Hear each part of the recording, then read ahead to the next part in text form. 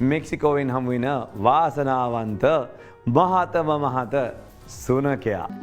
ලා පචීස් කියලා තමයි නගරේ කට්ටිය මෙයාට නම තියලා තියෙන්නේ. හැබැයි මුළු නගරෙම අය මෙයාට ආදරෙයි. හැමෝම මෙයාව බලා ගන්නවා.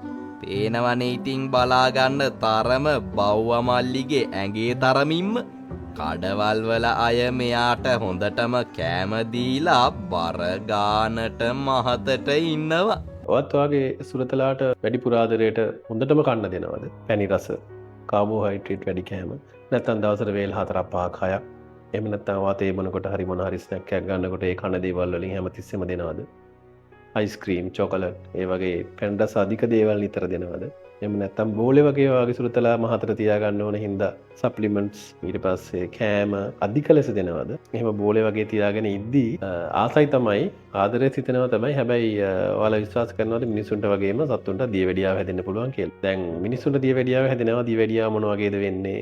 ඒව ගැන ඔයාලා ගොඩක් දැනුවත් සහ ඔයාලා දන්නවා දියවැඩියාව හැදෙන්න පුළුවන් සහ ඒක සුලභ කාරණයක් නේ මිනිසුන්ට. හැබැයි සත්තුන්ට දියවැඩියාව තියනවා කියලා ඔයාලට අදහසක් තිබ්බද? එහෙම ප්‍රශ්නයක් තියෙනවනේ. ඇත්තටම අපේ සුළුතුරුන්ට දියවැඩියාව හැදෙනවා. හැබැයි ගොඩක් අයගේ ප්‍රශ්නේ තියෙන දියවැඩියාව හැදෙනකොට ඒ දියවැඩියාව ඇත්තටම එහෙම එකක් ඩයබටික්ස් තියෙනවද කියලා එයාට අඳුරගන්න හැකියාවක් තියෙන්නේ නැතුව ඇති. අපිට වගේම එයාලට දියවැඩියාව හැදෙනවා.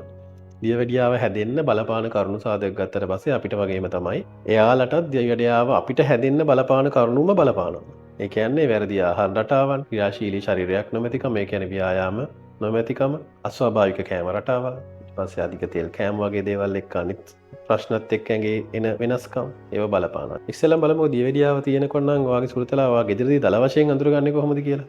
දැන් දල වශයෙන් සරලවම අඳුරගන්න පුළුවන් කාරණාවක් තමයි අධික ලෙස පිපාසාවක් දක්වනවා නම් ඒ කියන්නේ නිතර දෙන තරමක් වතුර බොනවා හැමතිස්සෙම වතුර බොනවා, අධික ලෙස මුත්‍රා පහ කරනවා.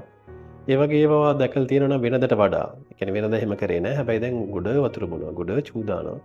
ඒ වගේ ලක්ෂණයක් දැකලා තියෙනවා නම් ඔයාලට පොඩි අදහසක් ගන්න පුළුවන්. හරි. දියවැඩියාව ආවට පස්සේ එන මූලික රෝග ලක්ෂණයක්. එතකොට ඒ වගේ අවස්ථාවක මොකද කරන්න ඕනේ කියලා ඔයාලා දැන් හිතනවා ඇති. ඒ වගේ අවස්ථාවක අනිවාර්යෙන් අපේ වගේම තමයි යාට ෆාස්ටිං බ්ලඩ් ෂුගර් FBS එකක් බලා ගන්න ඕනේ. ඒ කියන්නේ නිරාහාරව තියලා පැය 10ක් විතර එයාගේ බ්ලඩ් ෂුගර් එකක් චෙක් කරලා බලලා අපිට අදහසක් ගන්න පුළුවන් දියවැඩියාව තියෙනවද නැද්ද කියලා. සාමාන්‍යයෙන් FBS එක කවුන්ට් එක රේන්ජ් එක 80 200 අතර වගේ ඉන්නවා නම් ඒක සාමාන්‍යයි. හැබැයි 200ට වඩා තියෙනවා නම් බ්ලඩ් ෂුගර් ලෙවල් එක ඒ කියන්නේ ඔබගේ සුළුතලා දියවැඩියාවට ගොදුරු වෙලා කියන එක තමයි. දැන් මම කිව්වා දැන් ඕක හැදෙන කැම රටාව ගොඩක් බලපානවා කියලා. කැම රටාව ගත්තොත් ඔයා අධික පිෂ්ඨය සහිත අධික සීනි සහිත ආහාර දෙනවා නම් සහ එයාගේ වයසට එයාගේ වර්ගයට සාපේක්ෂව එයාගේ බර අධික ලෙස වැඩි නම් එයාට දරා ගැනීමට නොහැකි මේද තට්ටුවක් සහිත ශරීරයක් නම් තියෙන්නේ. අධික සම්භාවිතාවයක් තියෙනවා දියවැඩියාව වැළඳීමට. අනිත් හේතුව තමයි කෑම කාලා ගේ ඇතුළෙම නම් ඉන්නේ. ක්‍රියාශීලී ගතිය ගොඩක් අඩුයි නම් එයා සෙල්ලම් කරන්න කැමති නැහැ. කනවා නිදා ගන්නවා. එහෙම කෙනෙක් නම් ඒකත් ලොකු අවස්ථාවක් දියවැඩියාවට ගොදුරු වෙන්න. එතකොට ඔයාලා කරන්න ඕනේ කෑම රටාව ගැන විශේෂයෙන් සැලකිලිමත් වෙන්න. කාබෝහයිඩ්‍රේට් සීනි සහිත ආහාර දෙන එක පාලනය කරන්න. සහ ක්‍රියාශීලීත්වය ලබා දෙන්න වෙයි. සෙල්ලම් කරන්න යවන්න, එළියට අරන් යන්න, ඇවිද්දවන්න, වයසට වර්ගයට ශරීරයේ ප්‍රමාණයට සරලන බර පවත්වා ගන්න එක ඉතාම වැදගත්.